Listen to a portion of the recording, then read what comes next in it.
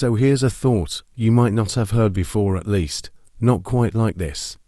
In The Antichrist, Dr. George W. Carey presents a take on the Christ principle that's less about religion and more about biology. Stick with me.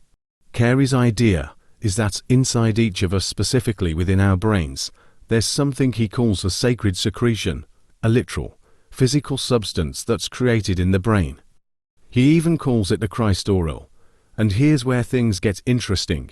Carey believes this secretion isn't just some poetic idea. He means it's an actual, physical essence that flows from the brain's cerebrum, down our spinal cord, and through our bodies. According to Carey, this sacred secretion represents hidden potential inside each of us, something he calls the Christ within. But here's the twist. Carey suggests that if we don't understand or respect this secretion, we lose its benefits. In fact, he argues that a lot of what traditional religion teaches about salvation is actually rooted in this very biological process. And the Antichrist, for Carey, that's anything that stops us from understanding this inner process.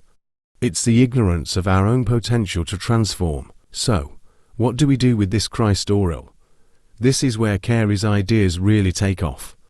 He believes this substance can be raised up, back to the brain, in a kind of internal resurrection. And if we're able to do this, it could bring about higher consciousness, enlightenment, even. Carey actually compares this process to the resurrection of Christ.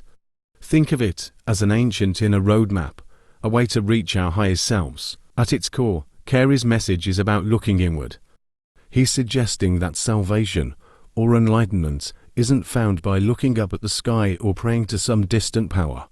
It's about a journey within ourselves, about using our own bodies, our own biology, to become more than what we are. So, even if you're not sure where you stand with his ideas, the Antichrist asks us to rethink religion and our own physiology.